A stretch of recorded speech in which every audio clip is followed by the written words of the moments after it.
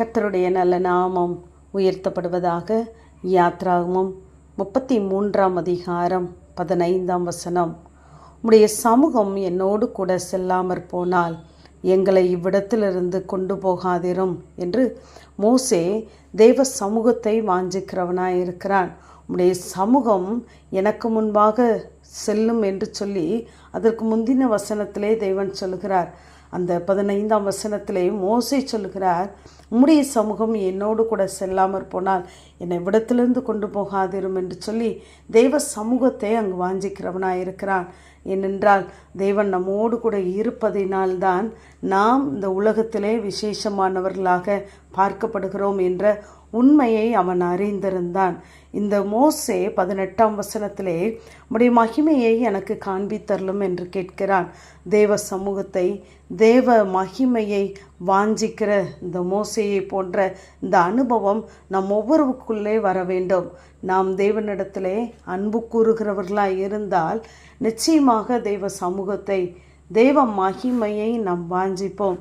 ஏனென்றால் நாம் தேவனை தேடுகிறதை விட, நாம் தேவனிடத்திலே அன்புகிறதை விட நமக்கு முன்னமே அதை பல கோடி மடங்கு அவர் நம்மிடத்திலே அதை வெளிப்படுத்தி இருக்கிறார் என்ற இந்த உண்மையை நாம் புரிந்து கொள்ள வேண்டும்.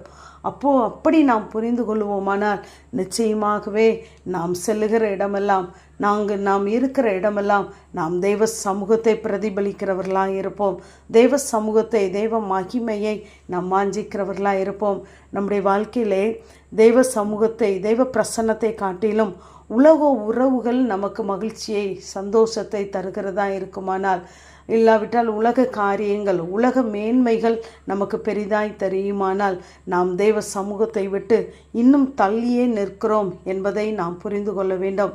இந்த மோசே தேவனுடைய சமூகத்தையும் தேவனுடைய மகிமையும் வாஞ்சித்ததினாலே அங்கு யாத்ராகமம் 8 பார்க்கும் பொழுது மோசேயின் சொற்படி தேவன் செய்தார் என்று நாம் பார்க்கிறோம்.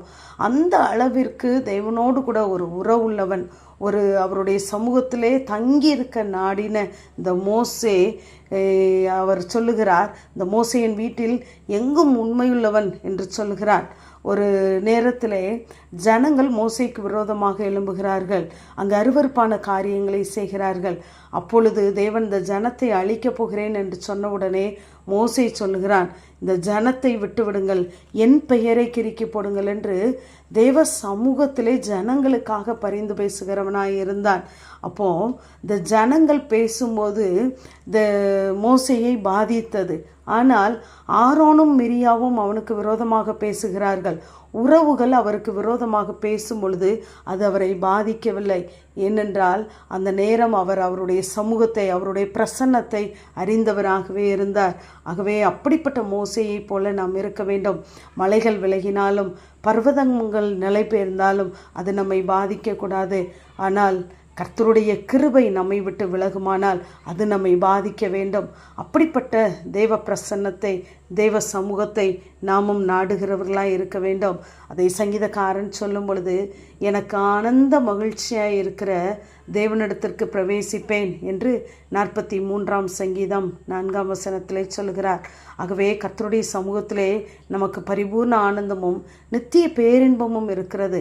அவருடைய சமூகத்திலே தான் நமக்கு வேண்டிய சகல காரியங்களும், நாம் கேட்கிற கேள்விகளுக்கெல்லாம் பதில்களும், நமக்கு வேண்டிய தயவு, நமக்கு வேண்டிய இரக்கம், நமக்கு வேண்டிய காருண்யம், நமக்கு வேண்டிய எல்லா காரியங்களும் அவருடைய சமூகத்திலே மாத்திரமே இருக்கிறது. ஆகவே நாம் அதை புரிந்து கொள்வோமானால் நாம் இந்த உலக உறவுகளுக்கு, உலக மேன்மைகளுக்கு, உலக காரியங்களுக்கு கொடுக்கிற அந்த முக்கியத்துவத்தை காட்டிலும் நாம் தேவ சமூகத்திலே, தெய்வ மகிமையிலே நாம் தங்கியிருப்போமானால், அதற்கான நேரத்தை நாம் செலவிடுவோமானால் நிச்சயமாகவே தேவன் நம்மோடு கூட இருந்து அவருடைய சமூகத்தை, அவருடைய கிருபையை, அவருடைய மகிமையை நம்மிடத்திலே வெளிப்படுத்துவார். ஆமேன். ஜெபம். பிதாவாகிய தேவனே, குமாரனாகிய இயேசு கிறிஸ்துவின் நாமத்தின் மூலமாய் உடைய சன்னிதானத்தில் வருகிறேன். உடைய சமூகம் என்னோடு கூட செல்லாமற் போனால் எங்களை இவ்விடத்திலிருந்து கொண்டு போகாதிரும் என்று சொன்ன மோசையை போல கர்த்தாவே, நாங்கள் போகிற இடமெல்லாம், நாங்கள் இருக்கிற இடமெல்லாம் ஆண்டவரே உம்முடைய சமூகம் அங்கே இருக்கும்படியாய் நாங்கள் வாஞ்சிக்கிறோம். அப்படிப்பட்ட சமூகத்தினாலே, பிரசன்னத்தினாலே, மகிமையினாலே, கிருபையினாலே எங்களை நிரப்பும். இயேசுவின் மூலம் ஜெபங்கேலும் எங்கள் நல்ல பிதாவே. ஆமென்.